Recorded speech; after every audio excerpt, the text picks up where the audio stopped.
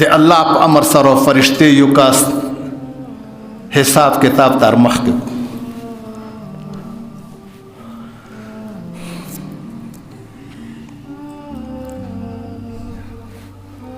چې کله حساب کتاب سره شری شي یوانه کې وکم شي. حدیث شریف کې درې یوانه کې د جهنم اډرو په وشي ورته یوانه کې من دا ول د څاسونګه اس کور نه دی. فرشتے و جہنم تراون کو څټه طرف ته راخ په وشي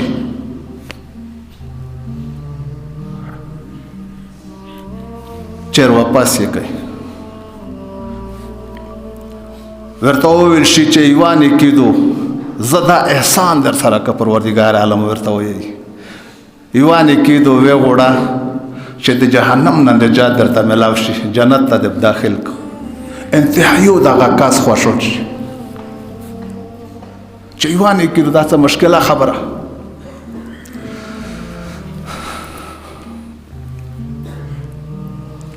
پټول لاوال خپله مور ته ورشي د مور وې د غره عمرانه کوي ورته وایي چې ای موره زه خو د تو د زړه هغه ټوکړه یم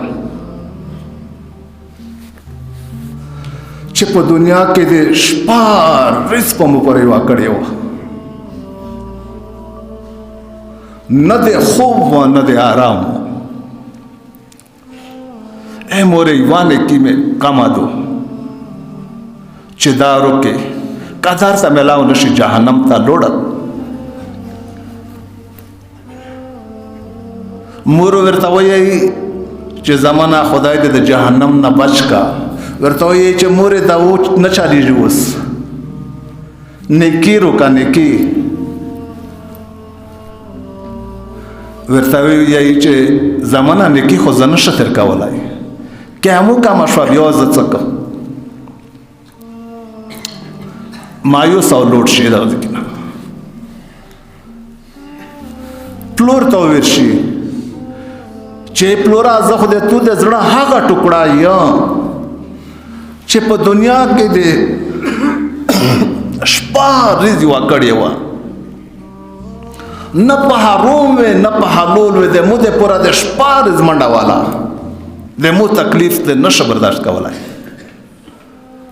یوانې کې پلور ورته وایي انکار ورته وکړو چې نیکي خو زه نشه درکولی دغه ځکه نه واپس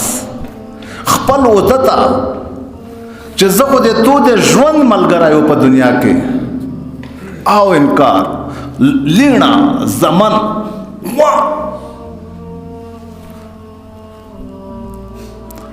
مایوس او روان وي حدیث شریف کې درېمي چې پلیار کو یو کس وي چې کله وویني په دا پریشانۍ حالت کې او ورته وایي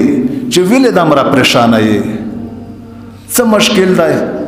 که څه ضرورت پې مو پې راکېږي ورته وایه دا یې په زړه کې وایي چې مور پلور لیڼه زمان وده د مور نه کړه تو څه وکړې دغسې روان وي بیا غږ به وکړو اخر کې ورته وایي چې یوانې کې مې کمادو د جهنم اډر بند شوی دی جهنم ته روان دی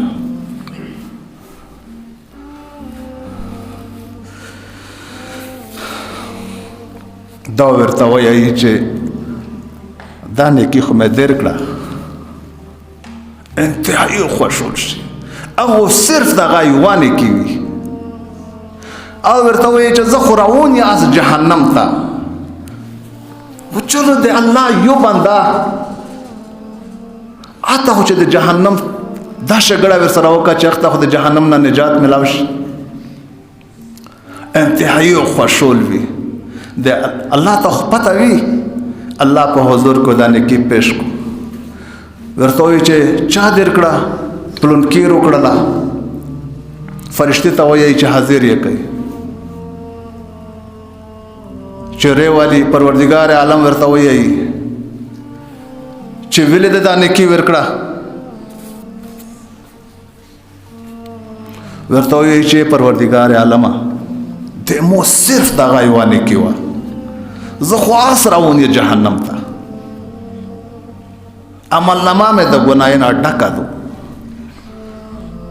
اوس تا مې ویل چې دا خو یو د الله بنده دی چې تا ته خو نجات میلاو شي پروردگار عالم و دغه اول کس نیکی یې پې راشي اخو د خپل د شریعت د حکم مطابق پروردگار عالم جنت ته داخل کو نیکی یې پې راشي دغه بل ته وایي چې تو د مو په یوه بنده باندې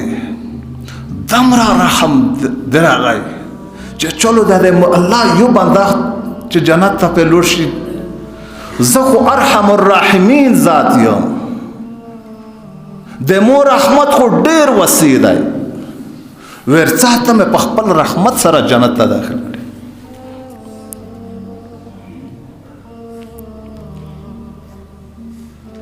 خیر الناس من